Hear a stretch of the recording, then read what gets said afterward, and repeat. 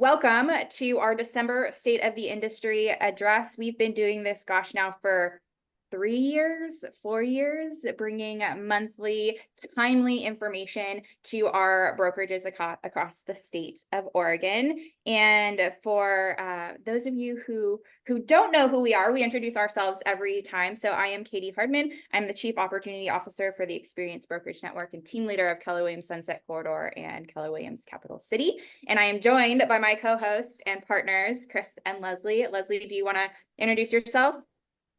Absolutely. I am Leslie Hilbert, General Manager of the Experience Brokerage Network, which, as you know, makes up 4 incredible Keller Williams market centers here in the state of Oregon, from Portland to Salem to Eugene, Springfield to all the way down all of Southern Oregon, and about 640 KW family members.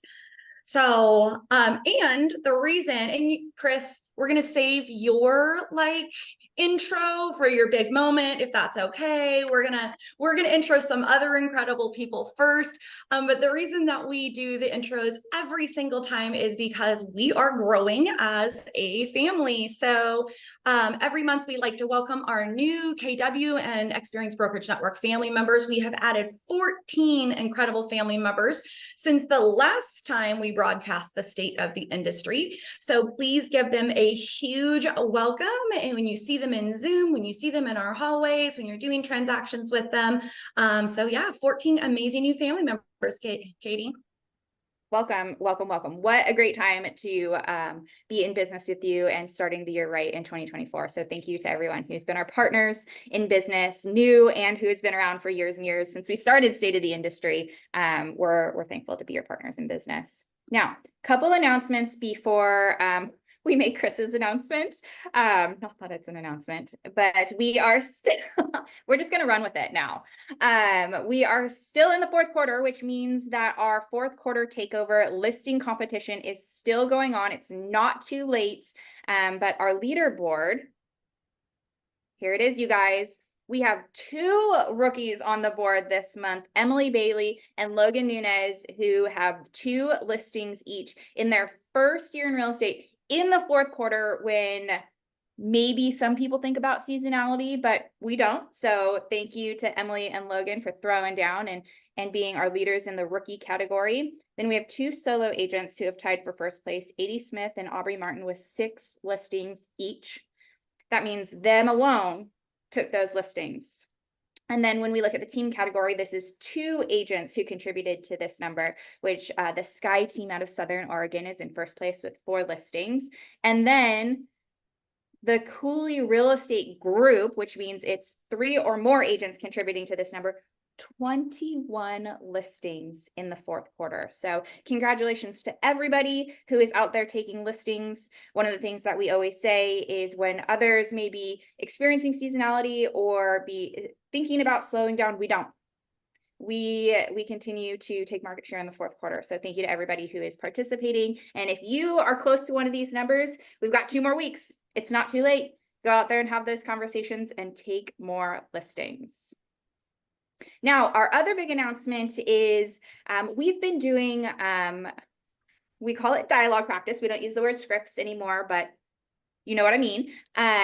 Our new dialogue practice is going to start January 8th. So we want to give a huge thank you to Matt Spate, who has ran our script practice, our crucial conversations, our dialogue practice every morning for years now, and he is passing the baton. So December 22nd will be our last day with our current model, and then we're going to take a 2-week break, and then we're going to come back with dialogue practice starting January 8th, and the new time will be 9 to 9:30, and it'll be Monday through Thursday with Noah Kragerud. So we're super excited to be passing the baton and having a new host, but also continuing these crucial conversations when we need it more than ever. So we'll get the link on the calendar and out to you as soon as possible, but just wanted you guys to know that we will have a new time and a new host starting in January. Okay. Now you guys are done hearing from us, done with the announcements. A couple times a year, Chris comes on and gives us an economic update and where we are in our business and on our industry. So Chris, we thought it would be perfect to round out the year with where are we, what can we expect, or what are the predictions for next year, and what should we be thinking about as far as our industry right now? Awesome. Well, I appreciate the opportunity to come back on and share some data. I have zero predictions for you. Well, I'll make a few predictions. You don't want to hear my predictions though, so I'm going to keep this upbeat and positive and just tell you where we've come from, where we are, and then I'll let you form your own opinions for the future. But let me share my screen. I want to talk a little bit today about just the general market. I share sort of what I'm looking at day to day, which is obviously I sit in Portland, but it's interesting. I spent some time last night and went back and looked at each of our markets, and they're pretty similar. So I'm going to give you a quick overview of just one market in the state of Oregon, and then we're going to dive more so into sort of the macro look at the economy. What numbers should we know? How do we use some of these numbers in our conversations? Most of us have begun to see a seasonal increase or rather a decrease rather from month over month in our listings, right? We typically see that. We've seen that in the Portland metro area for sure. What's interesting is I went to increase because I think of the overall market as it sits. We saw new listings increase in November from November 2022 versus November 2023. And that's across the board. The state of Oregon has more listings today than it did a year ago. Interestingly enough, we may not feel that because we're very month to month people. Like we think about what's going on right now, what just happened, where am I today? And across our state, we've seen decreases month over month from October to November of 17%, 19%, 11%. 9% in different markets, right? So I don't remember exactly if it was Eugene, Medford, Salem, Portland, like which number goes to which, but those are all decreases month over month. You're feeling that.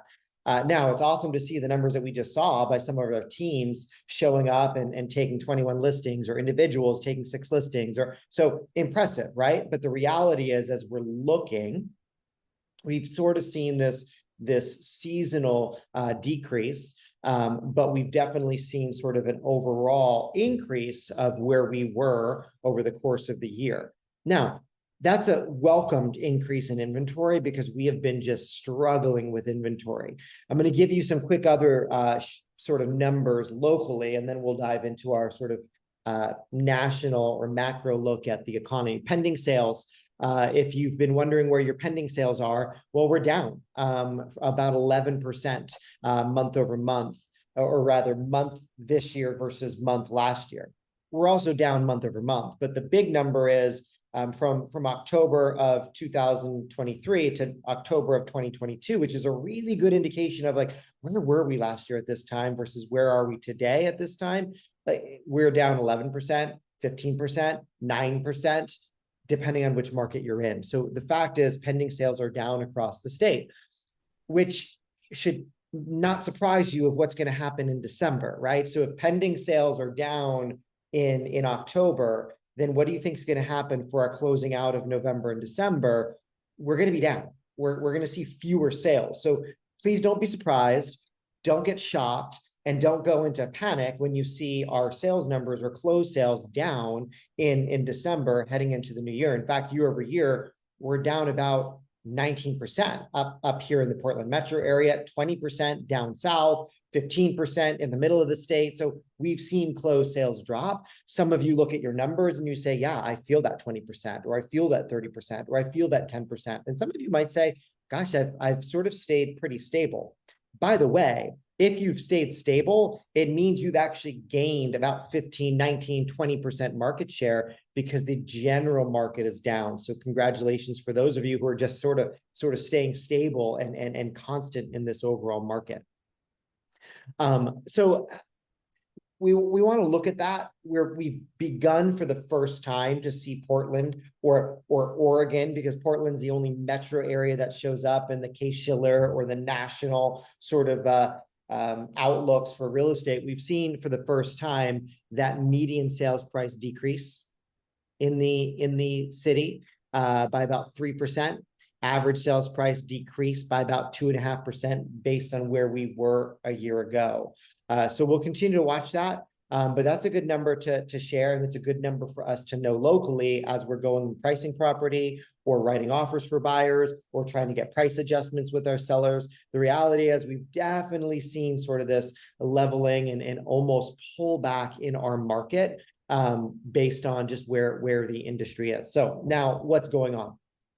I break my monthly look at the market or the real estate industry into sort of three main categories. I look at like, hey, what's going on activity wise? That's what I would call real estate activity. I then go and look at, okay, well, what's facing us real estate economics? What are the real estate economics that we should sort of think about and know? And then I also look at mortgage and debt. And I won't spend a whole lot of time here because we have a feature for you later about really diving into that mortgage market. But I would say this, I think it's more important today that we focus on understanding what's going on in the mortgage industry than ever before. Like we have to be able to have insightful, educated conversations about the mortgage market and what sort of drives that, what affects that, what news we're looking for. And Jesse will share with us a few thoughts around that a little bit later. But let's go back and say, okay, like let's look at the real estate activity for the country and what we should expect for 2024. Few things I look at is the number one is existing home sales, right? This graph, and by the way, these graphs are all sort of provided to me by my partners at Goldman Sachs. And by nature of us being in business together at the brokerage level, I'm able to share some of the data that they have, some of their key financial and economists looking at and delivering to some of their partners each and every month. But here's the graph that shows sort of our existing home sales tested new lows when we're looking at closed sales. And the dark blue line is existing home sales, and the light blue line is new, right? New construction. What is happening when we look at new home sales? And you notice that we dip below 4 million. Did I freeze or is that? Yeah, okay. Sorry about that. I saw me frozen. You'll notice that we dip below 4 million home sales annually at sort of a rate of sale month over month. So every month we look at how many homes sold. If we sell that same number of homes every single month for the rest of the year, how many homes would we close? And we're at sort of pushing new lows, if you notice. Like obviously we saw a slower pullback in 2010. People think, okay, why was that? What was that about? That was actually after we took away the first-time home buyer incentive, which means we sort of pulled all these buyers from the future into the current. And then when that went away, we're like, oh, there's not so many buyers to sell homes to anymore. But we're at a near all-time low for number of homes selling in this country. Now, why? Inventory, interest rates, affordability, right? Consumer confidence, like you name it, it is like this perfect storm of low number of sales. We are not immune to that. I will tell you from being in the trenches with you, we are not immune from that. I will tell you from looking at numbers across the entire state of Oregon at the brokerage level, we are not immune to that. So what that means is to do the same things we were doing before, I can't tell you anything other than you just have to work harder than we were working before. There is fewer homes to sell, which means we need to go out and compete. We need to go out and show up. We need to go out and have more conversations. We need to go out and be more informed so that our conversion ratios are higher because we're just going to have less at-bats. If you had 5 at-bats and you won at 1 of them, this year you may not have 5. You may only have 2.5. So you may win at none of them, and then we throw up a 0 for the month. And that's just the reality of it. If we're not understanding that the market pulled back close to half, like 50% of the homes that we were selling, right, back when we were at 6.5, 7 million, close to 7 million home sales a year, they're just not there. So don't get down on yourself that, gosh, I can't do this. This isn't for me. We just have to be mindful of where the market is and be willing to compete. Here's another one. You're going to be like, Chris, why did you show up this morning with all this negative news? I promise there's good news. And I hope at the end of each graph, you see like there's some directive here. There's things that we can do. There are things that we control. The numbers here, we don't necessarily control, but we do control how we respond to these numbers and what we do after we hear these numbers. So this is our housing affordability index across the country. And this is probably what we should be talking about organizationally. We should be talking about this at industry levels, at governmental levels. There's some news now sort of trickling out that we might see some interaction from the government in the housing market. Don't be shocked. It's an election year, so anything can happen, right? Everybody needs to look good during an election year, and so we might see some push, and I'll tell you where we might see that. But this is our affordability index, right? Now go back a minute. When all of us were just like, man, I just can't keep up. Man, every day I'm writing contracts. Every day I connect with a buyer. Every listing I put on the market sells. Like, look at the affordability index in 2019 and 2020. We're at about a 138, a 139. Like, everybody could afford a home based on incomes being great, interest rates being low. Everybody could afford a home. And now look. We've sort of done some necessary adjustments in interest rates to deal with inflation. We've done some necessary adjustments, and they were needed. But look at our affordability rate. We're at a below 70 affordability index. And that historically, now this isn't the whole history, but it's like almost an all-time low in affordability. It's something that we need to deal with. Prices are here, interest rates are here. And so some of us have these buyers that, their mortgage payment was going to be $2,500 on the home that they were looking for. And no joke, it is like $6,000. Like this week, I got an occupancy after closing agreement. And I looked and they said, well, we want $250 a day for occupancy after closing. And I literally said, that is insane. That's crazy. And then I looked at their PITI for $1 million home and I thought, oh, that's their PITI. Like, the reality is this family is going to be spending almost $7,000 on PITI for something that you used to spend $6,000 for. It's just the reality. And we have to understand that. That is absolutely affecting the product that we sell, which is houses. Third graph, existing home sales are down 5% year to date through October. Now that's fine. I mean, it's not fine, but okay. But now look at your dark blue line. What do you see there? That is your pending home sales index, which is indicative of where the closed home sale index is going. Now, keep in mind, this is just existing home sales. It doesn't factor in new home sales either on this graph. But the reason why I showed this graph is because we got to wake up and realize that dark blue line is almost at 3 million, just over 3 million home sales. We are pending homes at a rate of like 3.1, 3.2 home sales, 3.2 million home sales in a year. That's scary low. It's just the reality of it. And so be prepared. Like, if we haven't done the cutting of expenses in our business, if we haven't done the right sizing of our businesses, like, be ready for a difficult November, December, January. Now, do I think we're going to see a phenomenal March, April, May? Yeah, I absolutely do. I really, really do. But the question is, can I make it through to get to February, March, and April? Am I willing to do the activities without seeing the results in December, in January, and February? Because you will reap those results in March, April, and May. And you'll see why when Jesse talks a little bit about what we can expect moving forward. Household formation. This is great news for us. And that's because we need households. Like, we are in the business of finding new households and delivering product that new household needs. By the way, we're not the only industry that looks at household formation. Retail sales looks at household formation. Furniture producers look at household formation. Utility companies look at household formation. Like, Target looks at household formation. Interestingly enough, like, they have massive data scientists at Target and in all these department stores understanding household formation, because they know what they need to produce. They know what they need to buy based on what a household typically goes into Target and purchases upon forming a household. Well, we know we got a shot at them to once they form a household, to sell them a home, somewhere to live. Now we're going to compete with people trying to rent them a home as well. And so we need to understand what we're competing with. Household formation still above its long-term trend.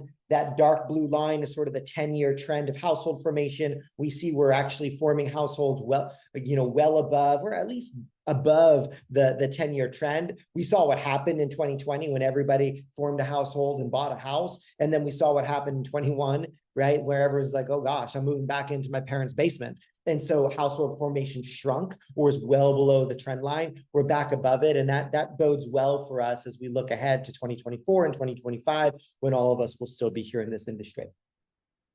I love this, looking at demographics, and this should give us ridiculous confidence in overall economics in the product that we sell as well. Keep in mind, I think this is a really great graph for buyers right now, as they're thinking maybe I'll wait. Like, they have to understand who they're going to be competing with in the future. Sellers right now, as they're thinking about home values as well, like the reality is this shows the largest age cohort of the US population is between 30 and 39.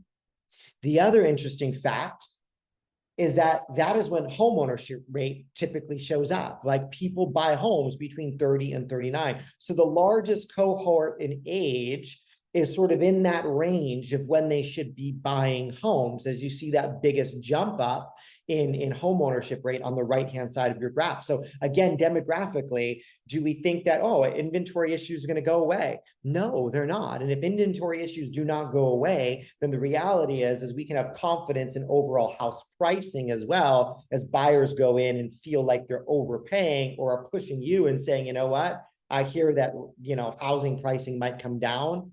It might level off, but the reality is we are in this demographic in our country where the majority of people will begin buying homes. We're right there. We're in the thick of it. And so I guess be prepared for these inventory issues for some time. And so then the only thing that's going to fix affordability is interest rates, which we're waiting on and we're beginning to see, but also incomes, which, by the way, we'll probably get to when we look at some economics.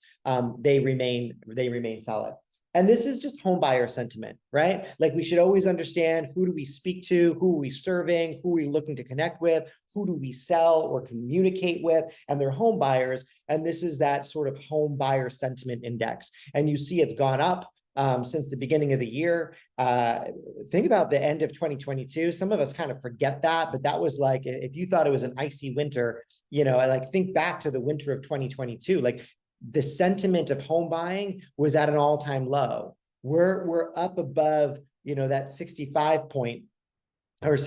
index of home buying sentiment. We're beginning to see that sort of rebound and collectively level off. So good news for us when it comes to, hey, do people even want to buy homes, or do people even want to talk to you? So they do. So pick up the phone. All right, let's talk about some real estate economics. Real estate economics. Here's just a month supply of new and existing homes. We see that rising in October, and so we're looking at new home supply is obviously much higher than our existing homes. Now, each of us should be watching sort of our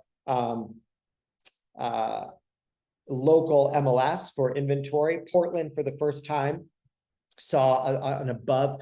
For the first time in as long as we can remember, but for the first time in, Kristen Rader might know this if she's on, because she sent me this spreadsheet of 3 decades, not really, but 3 decades of inventory.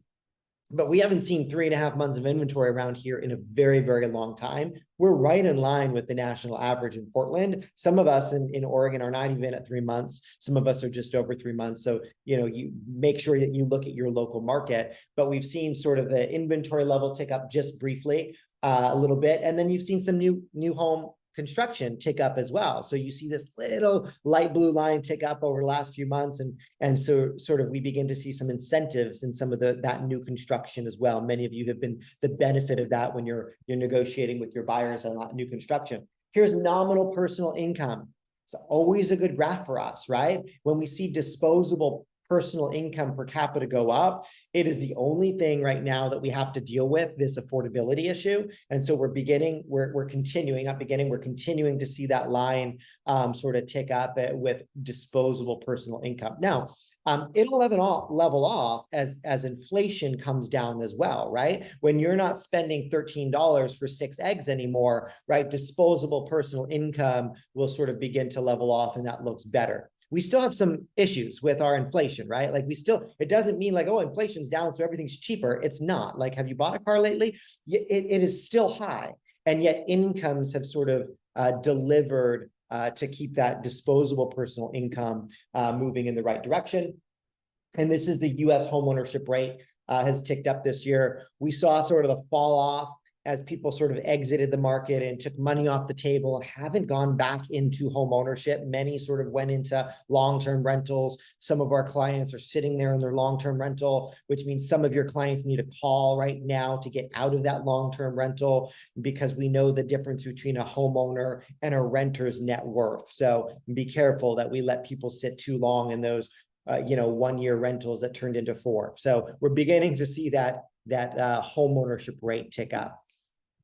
Here's just the home appreciation predictions, or these aren't the predictions. I'll show those in a minute, but these are the home ownership, or I'm sorry, the home price indexes showing positive gains. They all calculate these different. So which one's the best? I don't know, pick one, right? But the reality is we see NAR, Freddie Mac, Zillow, Case-Shiller, right? The median past 12-month annualized home appreciation is about 3.9% collectively, if you look at that. Now, you look at the past 1 month, that's such an interesting number to me. And we actually saw some of that in some of our locations, not in all of them, but we saw them in some. And then you look at the past 3 months and you pass 6 months. And so, gosh, like, why? It's just inventory. So we might see some of that leveling off as inventory shows back up.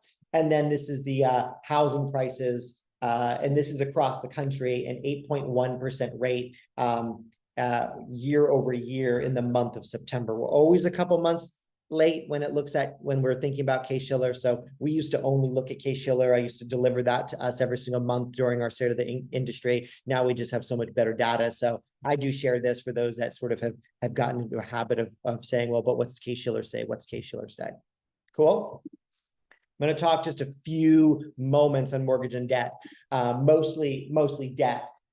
Here's a really, really good sign for us. If you have anybody in your conversations that say, gosh, I'm just worried that, we're going to see a bottoming out, or we're going to see a bubble, or I'm waiting for that drop, or, hey, I just, let me know when you see some foreclosures popping up, because I've been here before. Like, I remember what happened last time. Like, everybody wants to be the smart one. The difference here is look at your FICO scores at time of origination. Like, this is incredible, truly. Like, we've gone through by the way, we needed to fix it. Yes. Like, when regulation sort of showed up and people actually had to, pay their utility bill before they got a mortgage. Like, when people had to pay their bills and their FICO scores had to be solid, we've seen this pretty consistent, 770 average FICO score.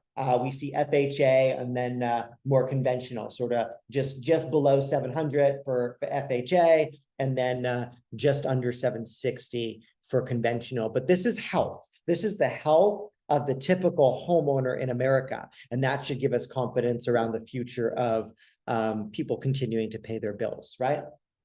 Jumbo availability, we've begun to see that in many of our markets. It was really, really tight for those luxury homes. Some of us were seeing price drops considerably in that luxury market, largely because nobody really had financing. And so if people had cash, congratulations, but it was just difficult to get jumbo financing. We're seeing some loosening up there. You see the dark blue line is conventional mortgage availability, the index, and then the jumbo mortgage availability is actually loosened as opposed to tightened there in the light blue. So that's good to talk to our luxury sellers about, right? When we're thinking about where are our buyers coming from, sound informed, sound intelligent, but also when we have buyers that were in that range as well, that might need some sort of financing. They may not have had great options going back in even just about a year ago, you might re-engage with them. Outstanding credit card debt. I think we should watch this. This is a concern always when we see America, have credit card debt going up. We saw credit card debt increase by about 10% year over year in 2023. It's probably one of the signs that I don't love, because there's a reason why that credit card debt is going up. And so, that's important to look at. The dark blue is mortgage debt. The medium blue is HELOC, auto and student debt. And then we see credit card debt increasing by about 10%. I just got two more and then I'm gonna let you go. Household debt to income ratio declined. Household debt to income ratio declined in the second quarter in 2023. That's a really, really positive stat for us. One, because it means that people are getting prepared or could be prepared to now qualify when they have when they're trying to hit debt to income ratios that are a little bit tighter right now or a little bit more stringent right now in the mortgage market.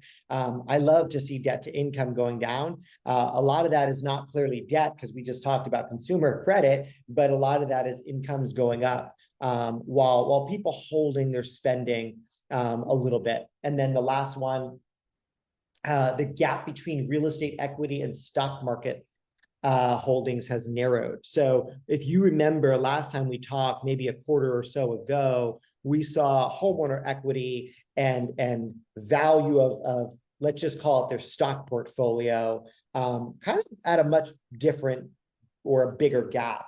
Well, the market has rebounded pretty strongly, right? Like if you look at year over year, and you're at a 12% increase in the S&P, like those that have a portfolio have begun to see that portfolio recover. Many that lost and just held, it's been about 2.5 years, and all of a sudden, this is the year that it went from negative to flip to 1 or 2% finally back above where their inception was if they started their portfolio before the great decline. So it's been a really, really healthy market that gives confidence for those that were relying on their stock wealth as a sort of now I can stomach buying that home. But it also means that people aren't necessarily pulling equity out of their stock portfolio and putting in the real estate market as well. When people begin to do that, you see that differential. So go look at the beginning of 2022. The market wasn't doing great, but real estate was a safer bet. And so they pulled money out of the stock market that was declining,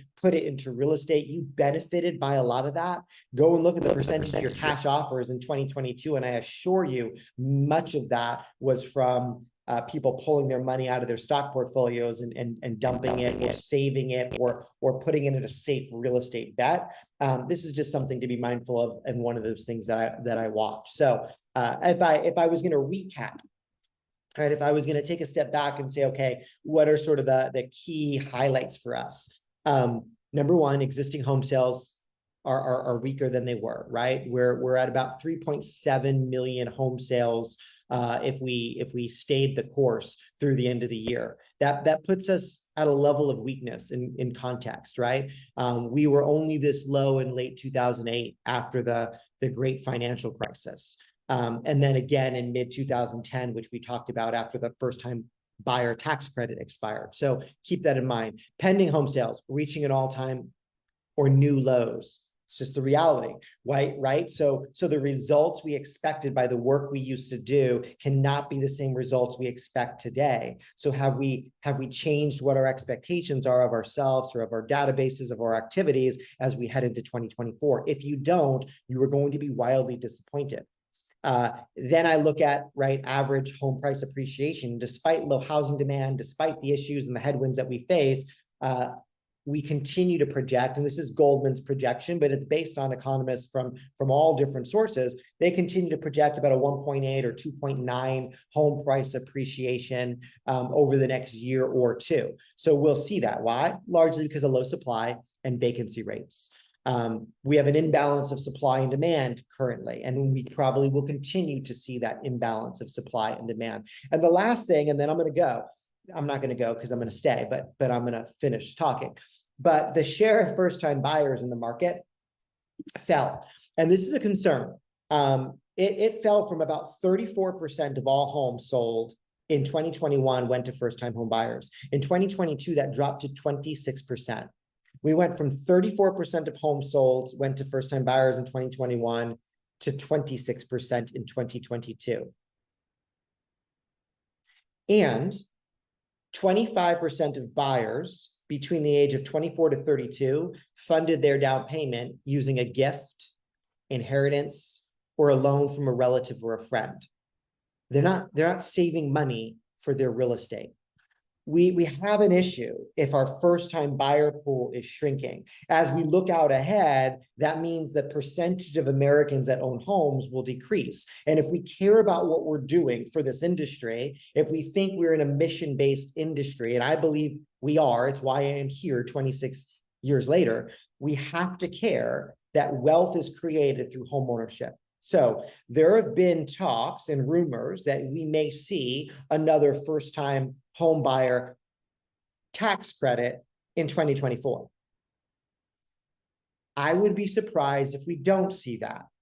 You should not be shocked if you don't see current administration trying to roll something like that out. It is the right time for them to do that. One, both in the real estate industry timeline, based on that statistic of first-time buyers, but also based on the reality of where we are in terms of election. Now, if I'm wrong, I'm wrong. Like, it will not be the first, 7th, or 100th time. It'll be, I've been wrong a lot.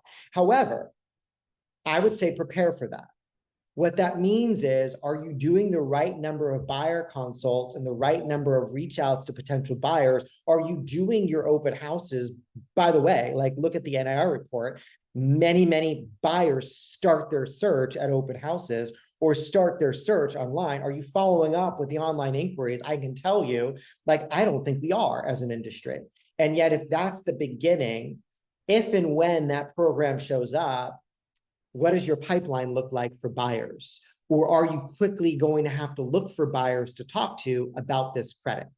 I'm just saying we should always be prepared for any change in our industry, and only we know if we've been doing the work to be prepared. I think 2024 is going to have incredible opportunity for those that have stayed consistent in December and January and February. Even if the results don't show up, understand the work we do today will show up over the course of a year. Don't focus on your monthly results. Focus on your quarterly, half yearly, and yearly results. Because if you focus on your monthly results, we'll be depressed. Like, we won't be happy in this headwind that we're facing. And so as an industry, as a brokerage community, as collaborators, we gotta hold ourselves accountable to doing the activities for the future based on the economic report we just looked at, but also based on what we see happening in the future. All right, with that, I'm going to turn it back over to Katie and Leslie. And if you have any questions, reach out to me. But this is recorded. We'll send it out to the brokerage community, and hopefully that helps. And we'll find something from the last 20, 30 minutes to deliver to our buyers and sellers as well. Thank you, Chris. Thank you for the talking points, the positivity, and only a few predictions about the future, especially around our activities and what to expect. That was perfect timing. What to expect in 2024 and what we should be doing in 2024. Now, we want to spend a little bit more time going a little deeper on the mortgage conversation. So we've brought back Jesse, our friend from Envoy Mortgage, our partner from Envoy Mortgage, to talk a little bit more about what is going on in the mortgage world and what should we be saying to our clients. So Jesse, thank you for being here, and I'm gonna let you take it away. Okay, perfect. Thank you. I would say we're friends and partners. I think that fits, right? Okay. Hello, everyone. For any of you that don't know me, Jesse Passafiumi, president of Envoy. Work very closely with Chris, Leslie, and Katie. On the call today, we have Michael Popno, who many of you know, who is an amazing loan partner of yours in your market. And also Chris Swanson is on the call today. He is part of the Envoy family for many, many years. And he is in the Salem market. So we're going to continue to expand our partnership as we move forward. But what I want to do, since I don't have a ton of time, is let's just get into it. And what Chris outlined is kind of the macroeconomic view of our universe. And I would say, we all are feeling that, right? Certainly in mortgage and in real estate. So I'm going to run through how we're thinking about interest rates. I may accidentally make a prediction and I'll probably be incorrect, but I'm not as disciplined as Chris at holding my tongue related to predictions. And then we're going to talk a little bit about how we're thinking about communicating with buyers. And, Chris said something, the more informed agent has a higher conversion ratio. That is our objective for you. So when we come on these calls every month, we want you to have the information that you can take back and have a facts-based conversation with every single one of your buyers and sellers so they can remove as much of the emotion from the equation, as much of the doom scrolling headline surfing from the equation as they possibly can, and make the right financial decision. The other thing that Chris said that we're all completely aligned around is that I am passionate about building wealth with real estate. And if you look at the long-term view of real estate ownership, it's up and to the right, and very few things in our universe are up and to the right consistently. So we know home ownership is a good idea. Okay, we know it based on the math, and we know it intrinsically, right? There's a bunch of emotional benefits to home ownership. So let me share my screen here. All right, so let's start with the big news, right? And the big news is interest rates. So we have seen interest rates make a pretty significant shift. And we haven't seen a move like this in a while. But I love charts that go down and to the right when it comes to interest rates. So we've seen things move from about 8% to about 7% on a standard 30-year fixed rate. Now, for each of you, you need to be watching this closely. We're in an incredibly volatile market. And one of the best ways to watch interest rates that I have found is an app called Mortgage News Daily. And maybe Katie can throw that into the chat for me. Mortgage News Daily is the free little app that you put on your phone, and it tells you kind of where the average 30-year fixed rate is, and it gives you the updated news and information. So I think every single agent should be aware of what's happening. And remember, interest rates really change the perception. They change the affordability, the economics, but they also change the perception of each and every one of our potential buyers and sellers, right? So what happened last week? Unemployment, we've seen these kind of rates running down, right? Interest rates are based on two major factors, okay? Both of these things, the Fed helps to manage. Factor number one is the employment, the level of employment in the country. Factor two is inflation. And we've been fighting inflation. I mean, the higher levels of inflation have really led to us to the 8% rate. So inflation has been trending down, and unemployment, unfortunately, has not helped us much. So unemployment last week was at the lowest we've seen since July, okay? Fortunately, rates remain steady. Normally, we would have seen a little rate pop. When I saw that unemployment news, I was like, uh-oh, rates are going back to 7.5, and they didn't. And that's largely because of the inflation data remaining favorable. So I guess that was yesterday that this came out, but inflation was up about 3.1%, up about 0.1% since October. It's exactly what we expected. Okay, so it's exactly what we expected. So when you think about inflation, Chris said something, inflation is cooling off, but it's still 3.1% more expensive to buy things. And I don't know about you, but the restaurants are far more than 3.1% more expensive these days. So inflation is definitely an issue. But from a macroeconomic perspective, it's trending down. Things like the producer price index are looking good.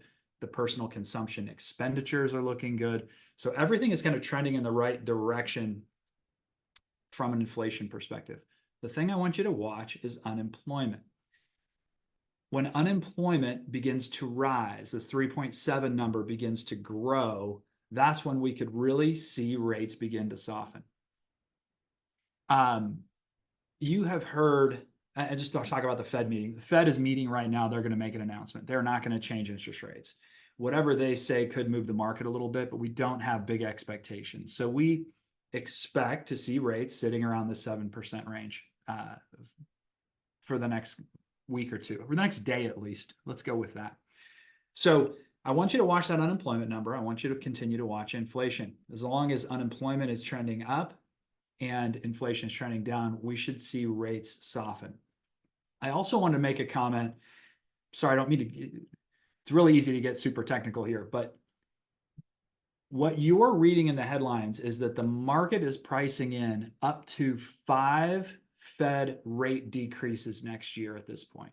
Okay, we'll see what the Fed says today. But I want to be clear, when the Fed lowers interest rates, that does not directly impact mortgages. Mortgage rates trend with the Fed decision, but they are not directly correlated. So I want you to be very careful. And I've seen several real estate agents marketing, the Fed's going to decrease rates 5 times next year, and mortgage rates are going to drop. That's not necessarily true. Directionally, directionally that's the way it works, but it's not. There's not a direct tie between what the Fed does and mortgage rates. Mortgage rates are really based on the value of long-term treasuries. So check your mortgage news daily, reach out to your loan officer, stay connected to interest rates. It's going to be a wild ride over the next couple of months. Okay. This week, we always publish a rate volatility index that comes out in our Monday email, which you should all be receiving. What I want to do now is let's get really tactical. You're talking to buyers. Your activity level needs to increase. I think as Chris mentioned, less inventory, fewer buyers, fewer sales. We have to increase our level of activity. So I want to look at the impact of a 1% rate drop so you have a full appreciation. Because looking at a piece of paper, the difference between number 7 and number 8 doesn't seem that significant. $350,000 loan, $2,500 payment at 8%. That same $350,000 loan from October to December, we're saving $240 on our principal and interest payment. Okay, that's 9.3%. So we're saving 9.3% today. Your buyer today, if they were to lock in their interest rate, saving nearly 10%. That's pretty significant. Okay, pretty significant. The more significant component of rates dropping, which Chris referenced, like we're not going to get a lot of inventory relief, but we can get relief from interest rates. Take a look at this. The buying power of a borrower who can make a $2,568 payment increased by 10% in the last 30 days. Okay. They're able to borrow $36,000 more. And the price point doesn't matter. These numbers line up precisely. Every 1% drop in rate is 9.3% savings on principal and interest, 10.3% increased buying power. For you, when you're thinking about your business, anybody you talk to in a $500,000 loan amount range 30 days ago can now qualify for $550, as long as they can make the payment, right? As long as they can make the payment. That, when we talk about affordability improving, the interest rates are going to be the primary driver. Okay. So the call to action here is to get back into your database, get back into every single lead, every single interested party from the last 90 days, everybody you either talked to or clicked on one of your websites, and let them know they can save nearly 10% on their mortgage payment today for that same house. Okay. That's really, it's really important. These numbers get big. And if you see rates start to drop, you can use the same correlation around affordability and savings. All right. So I want to just take you through a quick walk on how we're thinking about the buyer conversation. The Fannie Price Home Sentiment Index, which Chris put up on the screen, is important. The perception of potential home buyers has improved. The Michigan State Consumer Sentiment Index also improved. Buyers are feeling better today.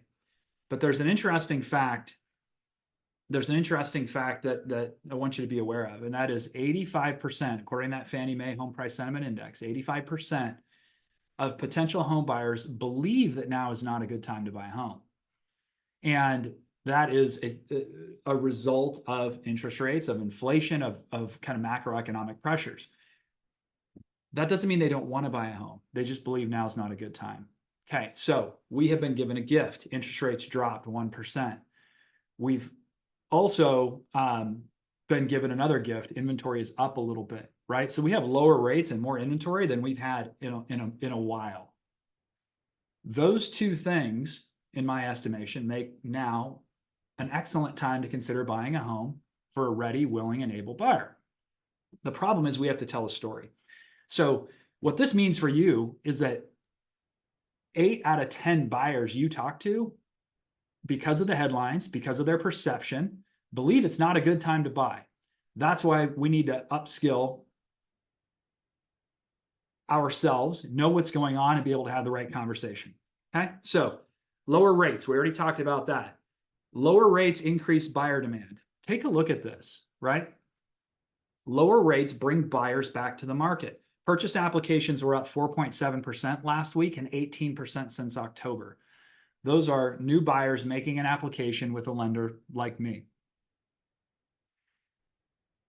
And that's just a 1% drop, okay? So we will see more buyers come into the market and want to buy if rates continue to trend flat or down, okay? What that does is it drives prices up. It drives prices up. You're in a market in Oregon that is incredibly inventory constrained in most of your markets, right? So apply this to your local market. Most markets are incredibly inventory constrained right now. So more buyers are going to drive prices up. Goldman is projecting about a 2% increase, or just shy of a 2% increase in home prices next year. The MBA is projecting 4.1%. And Chris had a great slide that kind of blended that out. I didn't write that number down, but around the 3% range. So the consensus is that home values will go up next year.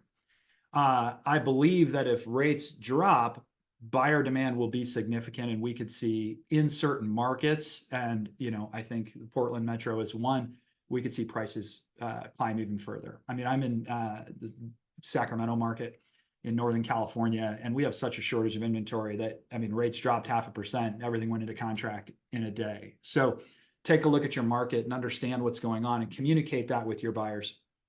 The end result here is, homeowner net worth is nearly 40 times greater than renters, and you can wait to buy, but it's just going to get more expensive, and you miss on wealth building opportunities, right? That's really what this is about. So how we tell this story, I think, really matters, and using the financing side of the business to tell this story is important. Okay, one more angle: cost of waiting.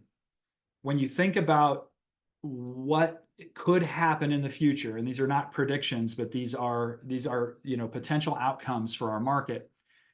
Right now, if you bought a house at $500,000 with a $450,000 loan at 7%, you're at $3,000. Okay, I'm going to move fairly quickly through this. If we see 6% appreciation, which is very possible, but rates drop 1.5%, right? The more rates drop, the more potential appreciation we will see, because just because of the constrained inventory, okay? And I guess that could border on being a prediction, but that's what we're dealing with in most markets. Highly constrained inventory, more demand. It's economics 101.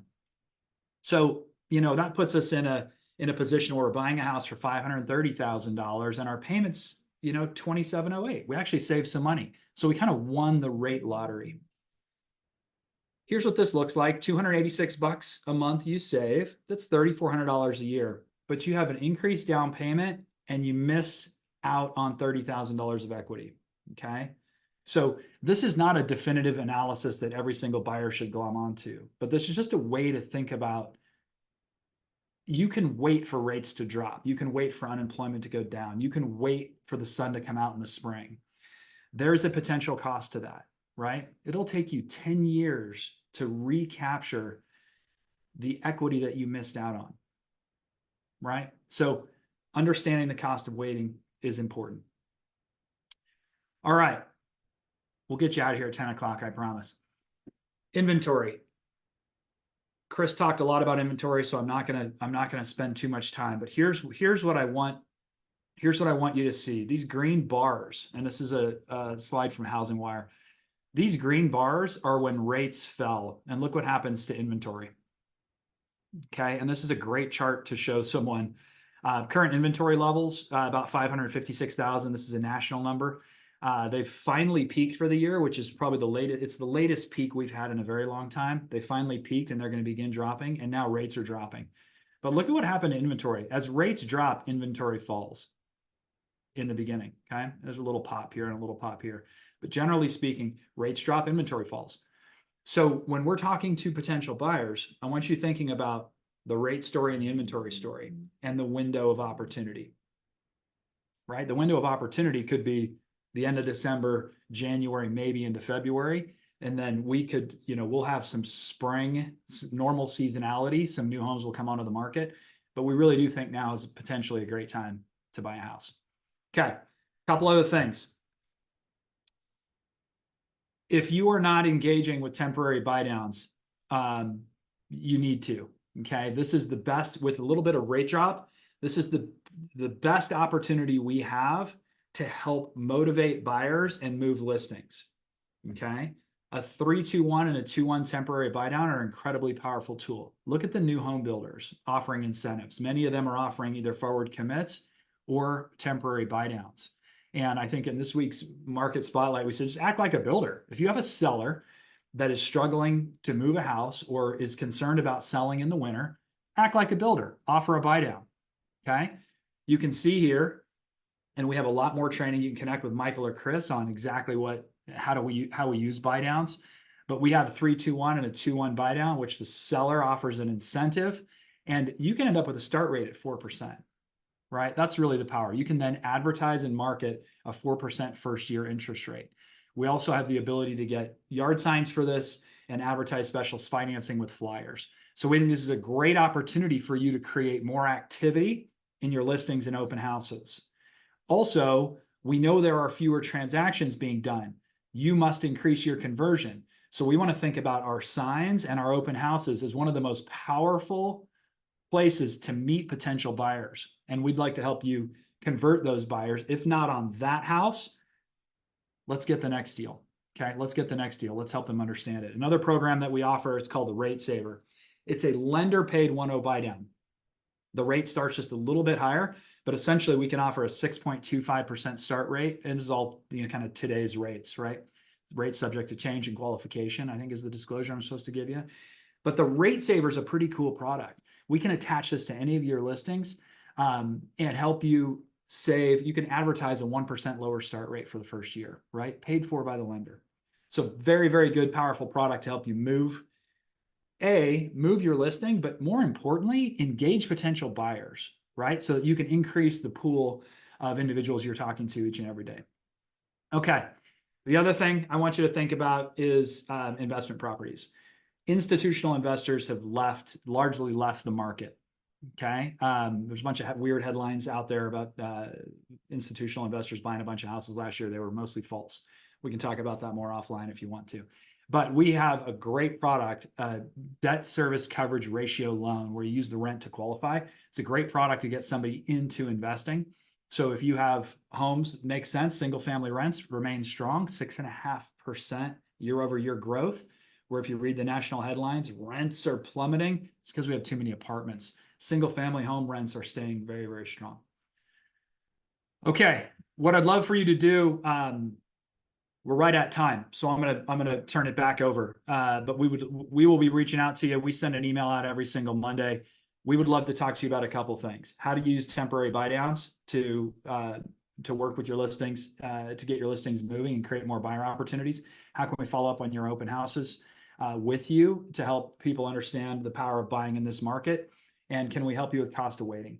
So if you need any of those things, reach out to the Envoy team, and we would love to just help you increase your conversion with the buyers you have in the pipe. Okay. Awesome. Leslie, Katie, thank you. Thank you, Jesse. And we will get Michael and Chris's information out in the wrap up as well. So if you have burning questions, you have their information. But thank you guys. Okay, tell me, I don't know what you want to watch. What do you want to watch? This is a wrap on our state of the industry for 2023. We hope you guys have a happy holiday season. We'll see you in 2024, all the festive things. Thank you guys for another wonderful year. Happy Wednesday. Happy holidays all. Bye, everyone.